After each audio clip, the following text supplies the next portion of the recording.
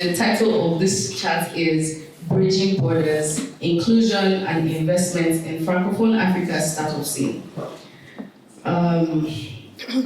So according to Impact Africa's 2023 report, 5 Francophone countries ranked in the top 10 for Africa technology investments, and those countries were Morocco, Congo, Rwanda, Tunisia, and guess Senegal.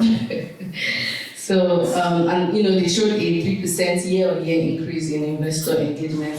So this growth really shows that the entrepreneurial spirit here is buzzing. And then Senegal is also one of those countries that is becoming a tech hub that's supporting economic growth and allowing for more participation. And I think that one of the key factors for this growth is the environment is enabling enough, and then there are policies that are helping the startups to thrive. There's also the common currency and foreign exchange stability, but also seeing more mobile phone adoption, and then ultimately there's the market potential of Francophone Africa. But then with all these factors that we've seen, there are major challenges like the language barrier, right? And that's what always happens. There's Francophone Africa, there's the Anglophone Africa, and then, sometimes when we get pitches from founders in Francophone region, we have to get a translator. We recently had to put our website and have a French version of the website. Like you can see here today, we didn't bring the English roll-up banner, we brought the French roll-up banner. So you're seeing like things like that, there's the need for inclusion, right? So that at the end of the day, everybody gets into the room, despite whatever you're building or what language or where you're from. But then before we get into the serious things, I have a question. And the question is, if you were building, and this question is for you, my panelists, and then the audience. If you were building a startup from scratch and could only choose one of the following as your superpower for success in and out of Africa, what would you pick? Number 1, multilingual fluency, so no language barrier, you understand all the languages. Number 2, the policy whisperer, so you know every regulation and tax law in Africa without looking anything up, everything you heard. And then a networking ninja, being able to instantly build connections with other entrepreneurs and investors. What would you pick? Ladies first. Maybe. Ladies first. Ladies first. Thank you for the invitation. Should I introduce myself first? Or people first? So just pick. Pick multilingual. Multilingual. Who else goes with that? A show of hands. Oh, okay. It seems like the language isn't a problem for people. How about you, Amadou? What do you think? I think I'll choose the third one. That's the network ninja. Yes. So being able to network with anybody. Absolutely. Yes. Does anyone else go with that? Okay, Aziz, what would you pick? I'll pick multilingual. Multilingual, Yeah. okay. And then Olu? I'm trying to decide. Networking, I think I will pick the networking. I'm surprised no one picked the policy one. I think I will pick the networking. Okay, no problem. Okay, so let's get right into the conversation. I will give my panelists the opportunity to tell us about themselves before we get into the questions, and just introduce yourself so everyone here knows more about you. Olu, you want to go first? Okay, my name is Olu Oyinsan, entrepreneur and investor. The reason why I said entrepreneur first is because becoming an investor is so hard. People look at VC investors like these powerful people, right? But there's a saying, they said the difference between an entrepreneur and an investor is that for an entrepreneur, you have higher highs and lower lows, right? Huh? That's Yeah. It's the two extremes. Yes, higher highs and lower lows. For an investor, you have lower highs and higher lows. The reason is because, for example, I was basically one of the first investors in a company that became a unicorn last But I still had to wake up at 8 o'clock this morning at work. I'm not rich yet. Even though I've been part of such tremendous success, right?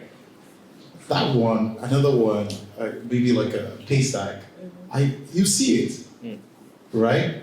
And now the difference between you and the entrepreneur is like, in the beginning, they came to you for money.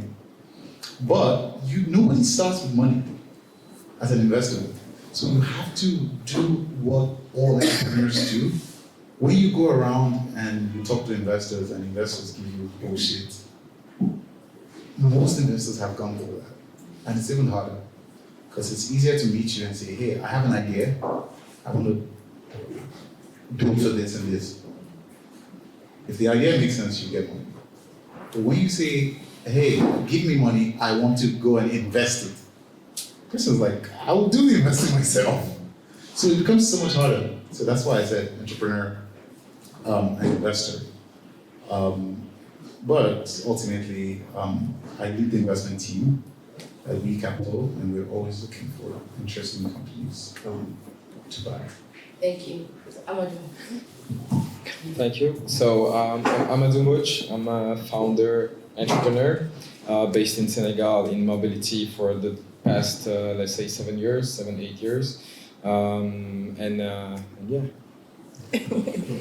Nice to meet you. Thank you. My name is Awa Daffe. I'm an entrepreneur as well. I work with kids in STEM, science, technology, engineering, art, and math.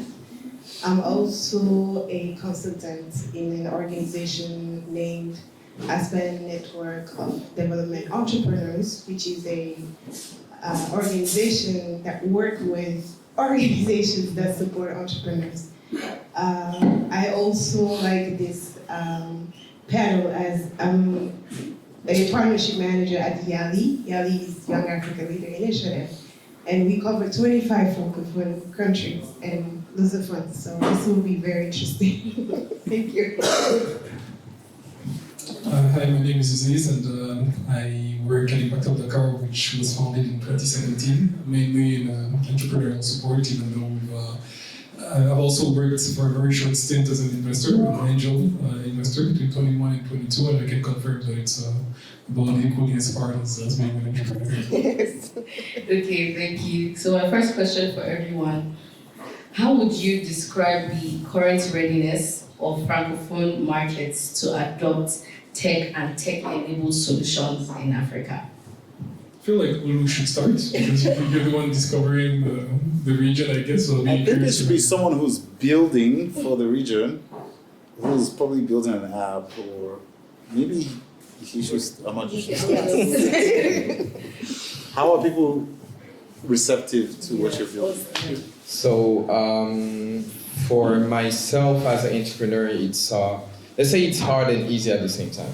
The hard part is to understand the market first, because we are in an open market. We are in an open region where everybody's coming to us as a Francophone region, from the Maghreb to the Western Africa to the central one part of the Central Africa, which we all speak French. But with the, let's say, I think it's more of a vessel that we're trying to build, like a vessel that will help us as founders, with other founders and the ecosystem to be more open and to be more, let's say, reliable as startup or as a founder.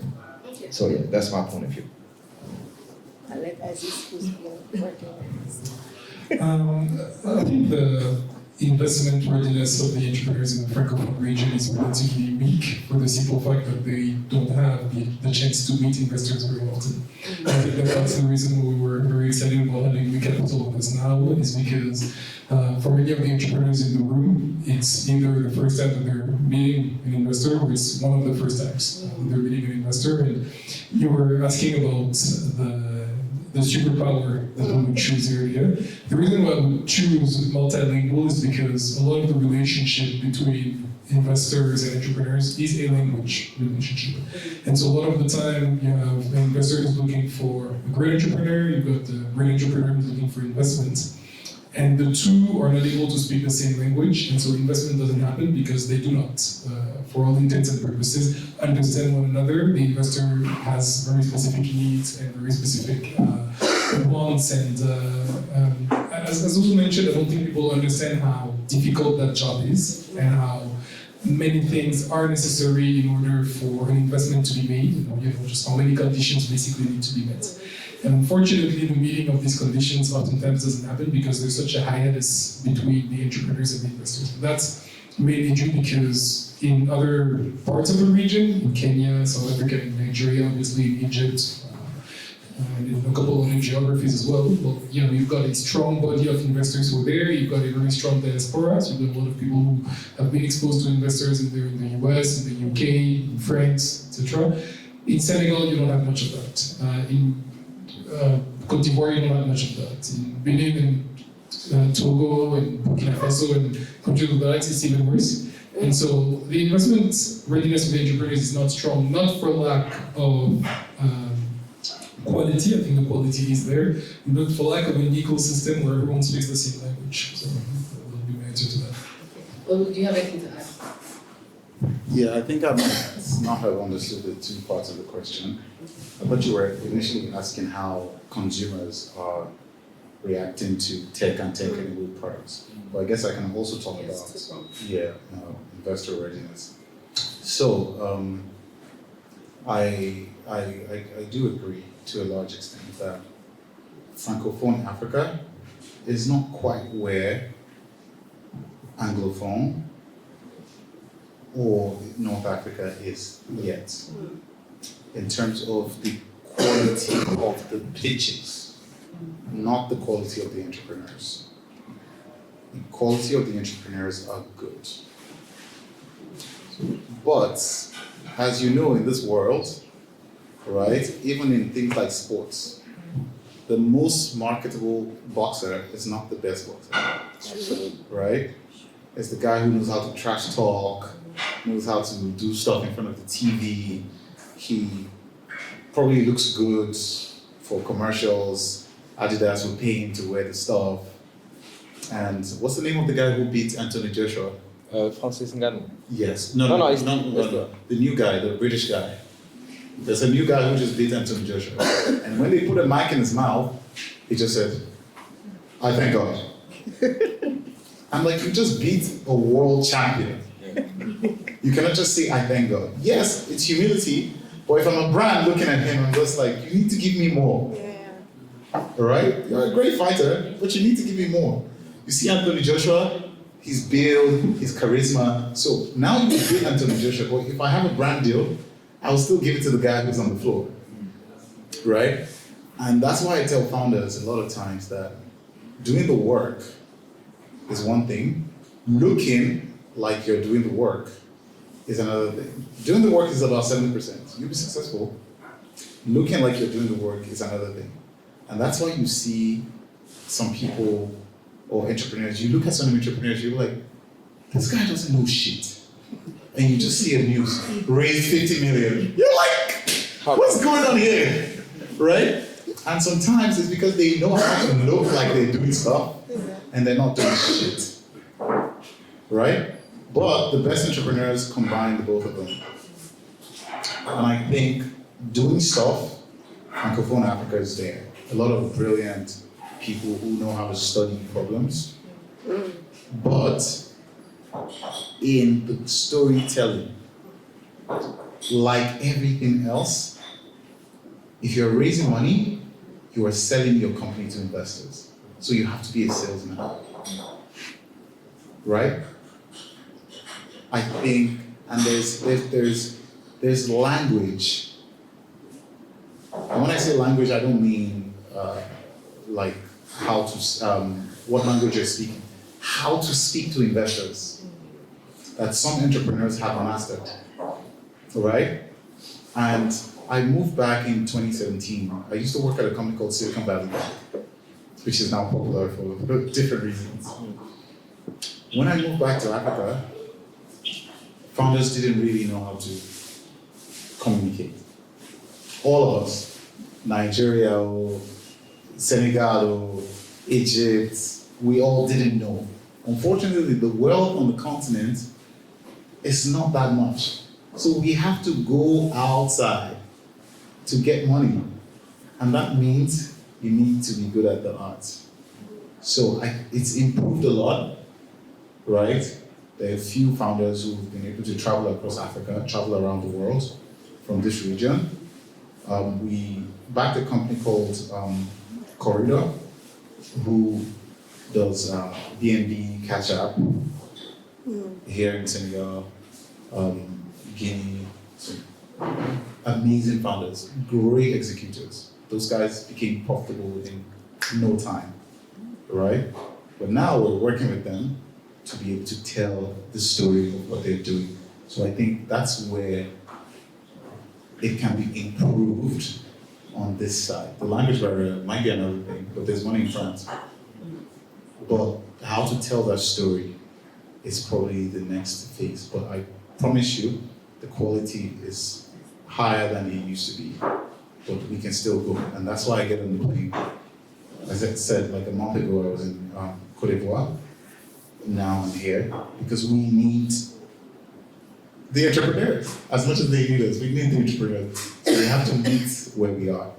Long answer for a short question, but I needed to get it off my chest. Thank you. You already started to answer my second question. I wanted to take us back to this first question. So we've answered from the investment readiness end. I'm also asking from the consumer market readiness end. What does that look like? Are the Senegalese or everyone in the Francophone markets ready to take new businesses, new solutions, or are they slow? What's that like? You mean for using tech products? Yes, tech adoption. I think for example, for Senegal, people are open because we have now more access to internet. We have more access to smartphone. We have more access to a word which is really connected. And people, when you do as a founder, I'll take the example when I do user research, it's really, you see how people are really keen, they are really interested.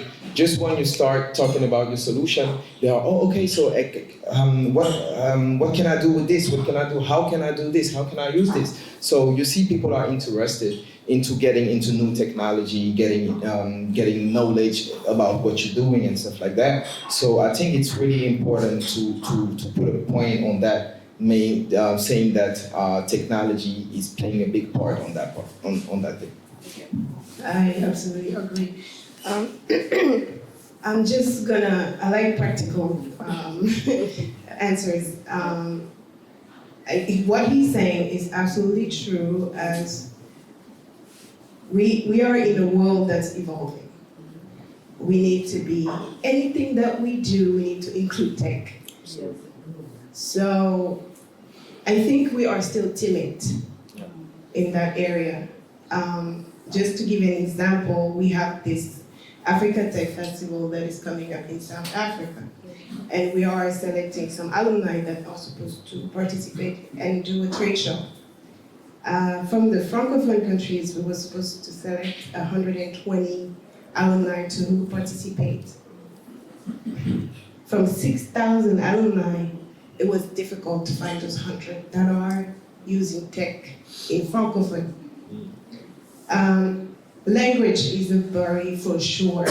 We're trying to bridge that gap between Anglophone and Francophone. These investors, we need capital in this area because we are doing wonderful things, but it's difficult to showcase. Yeah, absolutely. When we're doing this selection, we see how do you integrate tech in agriculture, for instance, and we're not selling ourselves. He mentioned we don't know how to sell ourselves because maybe of our culture.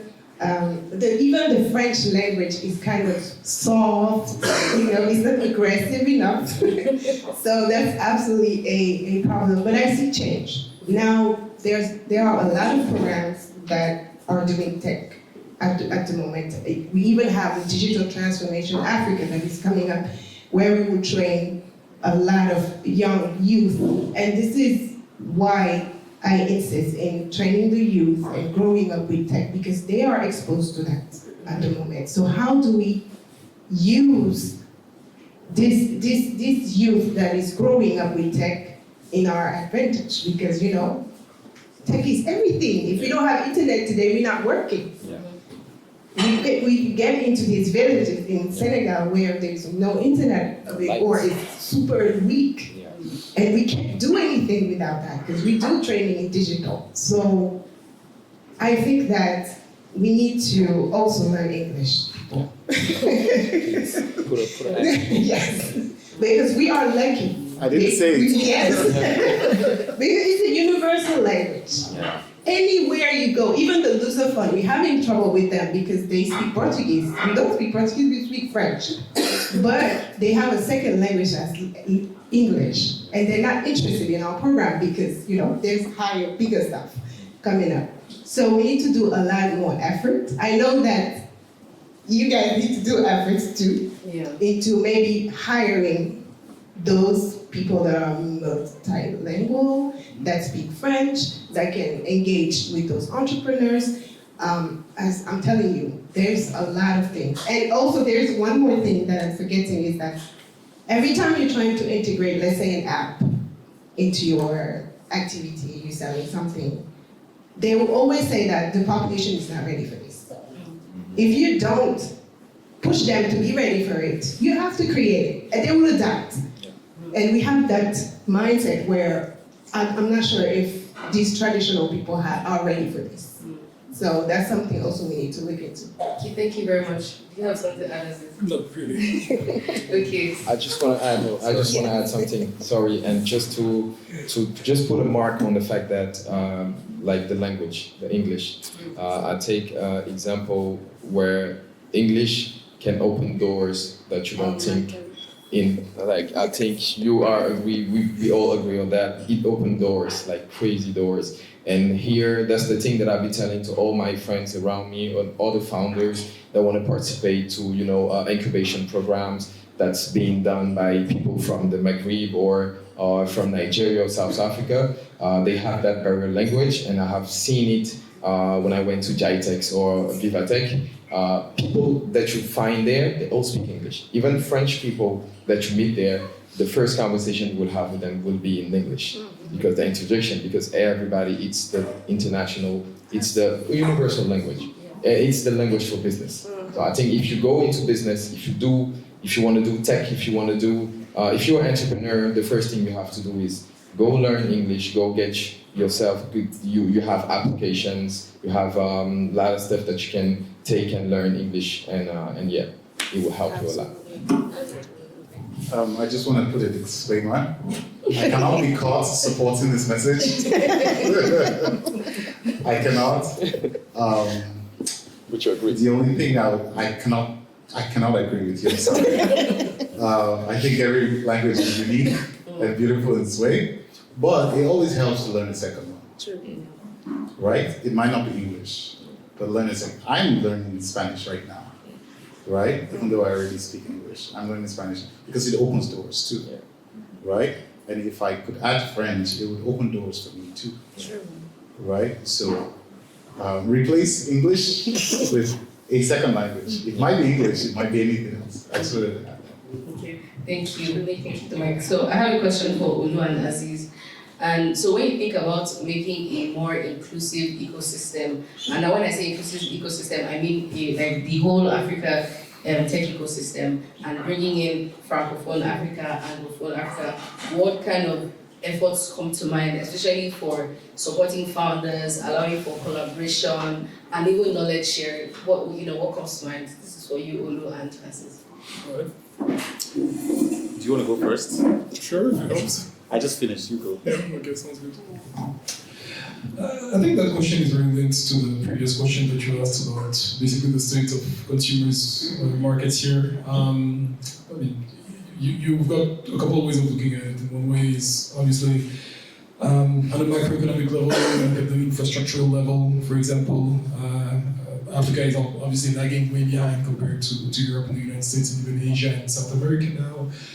In terms of purchasing power parity, it's going to be the same. But I think a more interesting analysis is to sort of look at, well, sort of pound for pound within all of these ecosystems, how are people doing? And I think a super interesting example for me in the late 2010s has obviously been mobile money. So Africa is basically the world leader, or has been the world leader in mobile money. And that's, I think, is a key example of how if you hone in on very specific problems, you hone in on very specific communities and populations, you can find opportunities that don't exist elsewhere, and you can find products and solutions that don't exist elsewhere. And I think one thing that is relatively sad about many African countries is that we more often look for resources and opportunities outside of Africa than we look within Africa, especially if we're going to start looking outside of very specific countries. And I think certainly if, just to give an example, in maybe 2014 or 2015, some more local startup players have started looking at, say, M-Pesa, or the other groundbreaking startups that started working at in mobile money. I think the economy of mobile money could have been very different in Senegal compared to what it is right now. And so that's just one example. One thing that's also always very said is entrepreneurs locally don't look to the full breadth of options that are there as far as scaling. I think a lot of people in Senegal think that the next place to scale maybe is going to be Ivory Coast, maybe it's going to be Mali, etc. I think people will be very surprised at learning how potentially they could scale in Nigeria, potentially they could scale in Kenya, potentially they could scale in Mozambique, potentially they could scale in Equatorial Guinea. And I think oftentimes when we travel, I know for a fact that people get extremely excited about traveling to France, Spain, Italy, the US, and these types of destinations. And I think culturally, these are the things that will get us moving. And I think people will be very surprised to learn of the opportunities that exist in countries where there's just a lot to do right now. Senegalese entrepreneurs in most African countries would be viewed as geniuses, or at least would be viewed as people who have a lot of value to bring. And so I just think that if they looked at the region more strategically, as far as what they can provide, as far as what they can take out of it, as far as business opportunities, as far as understanding problems under a different scheme and under a different prism, I think regional integration, I think, finds its sense in that way. And so making sure that, for example, that whole thing of, one thing that people don't realize about that whole thing of like Francophone Africa and Anglophone Africa is it's not that much of a thing, and I think a little bit confirmed when it comes to investment. When it comes to investment, what you really have is 4 big countries. Okay, so you have Egypt, South Africa, Kenya, and Nigeria. Then you sort of have everybody who's vying for the same place. Like everybody, any given year can be positioned as basically 5th, 6th, or 7th. Maybe you have countries in Northern Africa who now starting to sort of stake a claim on more investment, but I would say that at this point, everything is still up for grabs. And so, again, just making sure that people have a more strategic and more open-minded view of what the continent can provide is something that, to me, presents a lot of opportunities. Okay, thank you. I totally agree with you, Jess. When investors look at opportunities, we just see $ and impact sometimes, right? And where the opportunity is. So just because we needed to invest in great Francophone countries, we went, first of all, my co-founder is French speaking, right? So if the opportunity is that interesting, I'll get Francesco on the phone. I'm like, it's okay, she. And we have just a whole funnel in French, right? We have our whole website and the funnel to receive new pitch decks in French. Okay. Right. When we settled down as a fund and said, let's build this fund, we said we need to create this whole thing too. Right? And it's been going on for a while because as much as entrepreneurs need investors need entrepreneurs to succeed.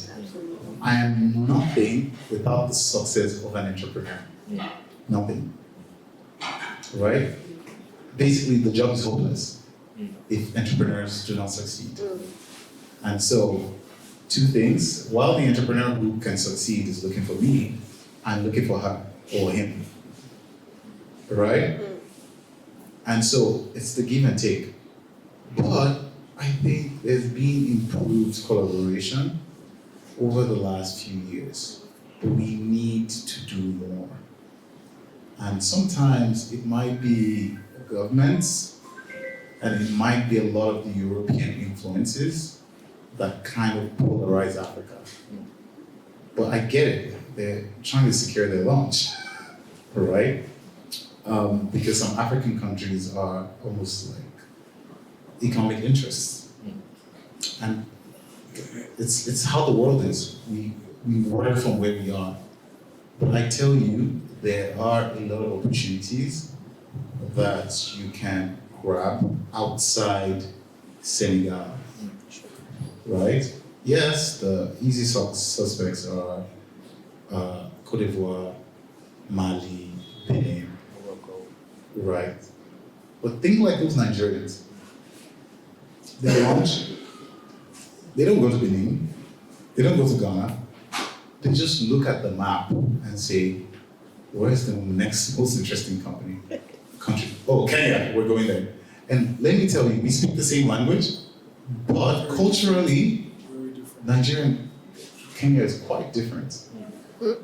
But as an entrepreneur, you don't care. Worst case, you hire the best Kenyan guy over there and say, you stay here and deal with your ego, but we need to get this done. And that's how we need to move as entrepreneurs. Yeah. Right? Sometimes they go to South Africa, and the first 3 months you just see fines. Boom, boom, boom, fine. Because they just came and started doing what they know how to do. And then when the government slaps them with like 4 fines, after a while they make friends in the government. They say, oh, we're sorry, oh, we'll follow the rules. But before you know, they're there. Yeah. Right? Yeah. And so that's how we need to think about it. And I'll tell you, outside the language, Nigeria is more similar to Cote d'Ivoire and Senegal than Kenya and South Africa, market-wise, user behavior-wise, right? So you just have to look at opportunity and you need to think outside. But I understand, because a lot of times you need to conquer home first. Or you think you need to conquer home first. While you're conquering home, you look at the whole of the continent as home. And if you need to hire someone there, just hire someone there, and you can bring the rest of the ideas in. You just need to be bold. And I think that's, if the collaboration is not coming to you, you force the collaboration. Thank you. How about for you, Amadou and Awa? How do you stay connected with the broader ecosystem and just ensuring that you're connecting with founders not just within Francophone Africa, but also the founders across the continent? Yeah, so as she said earlier, she was talking about events. So Africa Arena, GITEX, Vivatech. I just came from GITEX. Yes, last week. Yeah, in Dubai. Yeah. So all those events, I think all those events are a great opportunity for us as founders to find partners, to find clients, to find everything that we need in our ecosystem, but to think and look abroad, to think outside of the box, because sometimes when you are a founder, you are in your country, you only think about, I want to conquer my country. But sometimes you need to get out of the country to see what's going on around and say, all right, I think I'm gonna come and stay in Morocco. Or because there is more opportunity for me, or there is more opportunity for me to build my solution or to build what I'm doing. And I think yes, that's Yes, absolutely. As I usually say, Africa is a country. All these countries that I've visited, it's the same people, it's the same entrepreneurs, we have the same challenges, we have the same ecosystem, we have the same governance. Probably not great, it's very close. But yeah, these events, but I'm a little bit tired of these events as there's a lot of talk, not too much action. I like this setting. It's very intimate. You get to know people, you get to know what they do, but these big events where there's $1 million spent, you network, you meet people, but there's no follow-up after that. It's like everyone is too busy. We need to be outside of our box and say that, okay, I don't speak English, I can find someone that can speak English that can support me.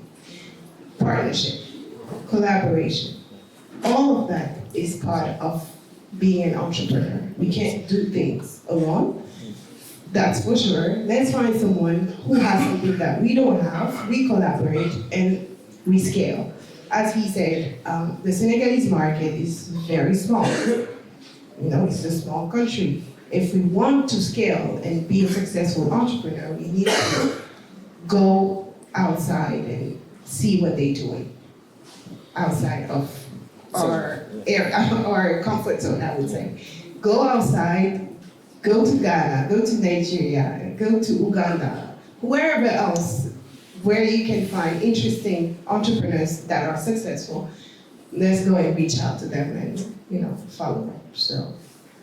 Okay, thank you. So now we're talking a lot about being able to expand into broader markets, especially outside of your region.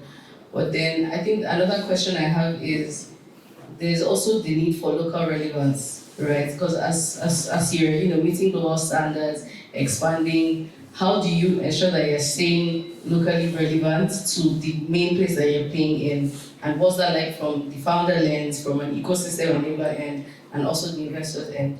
Who wants to go first? Maybe the founder. Yeah, let's go. I go back. That's an interesting question because we are, I'll put a highlight on this program. So I'm in this program, in this space called MVP Lab, and Aziz and Mafal, that's what they are teaching us. To understand our market first, but to not be closed-minded of our market. Know your market, but open your mind to other markets and to other regions and see. And they always tell us, Mafal always tell us, if you want to go abroad, always understand what's going on over there, but understand what's going on here first. You have to understand your person, you have to understand your client, you have to know how things work here. So instead, when you go abroad, you can easily put your solution and try to scale. And the other part of the question? Staying locally relevant. Yes, you have to. You have to put your footprint. You have to put your footprint in your local market. You have to make something, and you have to get yourself valuable. You have to bring value to what you do. You have to for people to how can we say it to remarquer, to notice you. Yeah, for people to notice you, and for VCs, for funds, for angels to notice you and understand what you're doing, so you can do more outside. Yeah, great point, Amadou. What I usually just think about this is that it's the closest and cheapest place to learn at home. Yes. Right? It's the closest and cheapest place to learn, because if your market is far away, you need basically a local MVP of what you're doing. That's why you noticed Uber needed to become a global company, right? But they didn't only just start in San Francisco, they picked a very small area, right? It's close to your house, whatever it is. You know some of the people, it's a great place to start. And then you study the behavior of how customers are behaving, right? And then you can expand that, right? You know when you go to the perfume store and you want to buy it, they give you the tiny bottle. Even though those guys, they're liars, let me tell you. The one in the small bottle is stronger than the big one you buy, I'm just telling you. But they give you the small bottle, you try it. And if you like it, you buy the big bottle, right? Same thing. The small bottle is your local market. You use that to learn and perfect your stuff. Let's say you do food deliveries. You just pick a region, maybe around this central Dakar that has like the plaza and stuff. Then you realize, oh, at midnight people start returning food. You're like, okay, I need to know that. Why do people return food? right? Oh, they don't have electricity. Okay, smart. And then you're learning some lessons. That way, when you're going to maybe another country, South Africa still doesn't have electricity anymore. They do load shedding. Nigeria, same thing. When you go to a country that has electricity, you know, okay, maybe I don't need to prepare for returns. But you learn that in your local market, and it was cheap to learn that, right? So that's really what I feel about local market. You have to have ambition, but when you own that market, it's your learning ground, and you learn for cheaper. When you disappoint customers there, you can call them on the phone and say, Amadou's cousin's friend, please forgive us, use us again. But when you disappoint a customer in Nigeria or in South Africa, that's the end. Yeah, that's it. So you just learn for cheap and make your mistakes in your local market. That's how I think about it. Practice. Okay, interesting. I think for incubators, accelerators, and the likes, it's pretty easy. It's just looking at the people who come into you and learning from them. I think incubators and accelerators learn, entrepreneurial support organizations in general learn a lot more from their entrepreneurs than the other way around. Maybe it's the same for investors. So when you speak with an entrepreneur at the beginning, you don't understand what they're doing. You just keep speaking with them until you start getting impressed with what they're doing, and that is how you stay sort of abreast of what is going on within the ecosystem and the environment. And I think the key there is making sure that you find new ways to support entrepreneurs within these circumstances. Although I would say one sort of universal way to support entrepreneurs is by helping them be funded, and so I think that that's always going to be the key. And I think for entrepreneur support organizations, making sure that you provide funding is the key. I think that's something that I've learned a bit too late in my career. But I think it's easy for us. I think for the entrepreneurs, it's simple, but it's probably the most difficult part, and that is to be very customer-centric. The best way to learn and the best way to remain relevant in your geography is to understand what the customer wants and how these wants evolve over time. And I think that that's probably a place where most entrepreneurs have not been very good. So far is oftentimes somebody understands one thing and feels like they've got it all figured out, but you've also got to be able to stay connected to the client enough that when the one thing they want evolves, you're able to pick up on that evolution and to keep serving that same client. And so I'm sure if anybody looks at any company that they're accustomed to dealing with, the products and the services that they provide and the way in which they provide them in the beginning tend to be very different from what that is as time evolves. You always have to come back to Orange, for example, as a customer. But I could give the example of Facebook. Instagram is extremely different from what Facebook used to be. I could give the example of Twitter, but if I come back to Orange, I used to only know Orange for two things. One is they were providing me with internet at home, Wi-Fi, and two is I would buy these credit cards that nobody buys anymore now in order to recharge credit on my phone and be able to call people. Now I know them for Orange Money, and there's 1,000 other reasons to know them, and that type of agility and that type of ability to develop your product offer time after time after time requires a lot of focus on the customer. And I think that's just the key for most of the entrepreneurs. A lot of people are very focused on making money, and I think making money is important, being very focused on making customers happy. Okay, thank you so much. So now we can take questions from the house. Does anyone have any questions? Okay, so I guess while we wait for questions, So I think while we wait for questions, I think one thing I also wanted to say or add about the inclusion is, so for example, at Weekafter we're investors, but then there's something that we call Startup Cup, which is something that we started in 2022. So what Startup Cup is a football tournament. So I'm sure you're wondering, venture capital firm, why are you doing football? Why are you not just investing? But then we one thing that we constantly do at Weekafter is find ways to support the ecosystem beyond the financial capacity. So bringing people together, and that thing you said about bringing people together, taking the relationship further, not just talking here, meeting here, you're nurturing the relationship. And that's something that we found with Startup Cup. It's so interesting that football makes people come together. I mean, at the beginning in 2022, I barely knew anything about football, but then just seeing how you say that there's a football tournament, startups are playing against startups. So for example, let's say Corridor is playing against MAD, or African Mobility Solution is playing against STEAMtastic, and then you see all the teams and vying for their company to win. And there's just something about that team bonding culture that we're seeing there. And we've had this event in Lagos, Nigeria for 2 years now, and we're looking to bring it to Senegal. And that's kind of why we came here this time. And we said, okay, let's come down to Dakar. Let's really see what the energy is like. Because, you know, another thing we are saying about local relevance as well, there's a way we do it in Nigeria. But then coming here, we're learning new lessons. We might have to switch up that model a little bit so that it fits the market here. So we're coming back in 2025. Don't get tired of seeing us yet. You'll be seeing us a lot more in 2025. We're coming with Startup Cup. If you have any questions about Startup Cup or how to be a part of it, I'm happy to answer your questions after this chat. So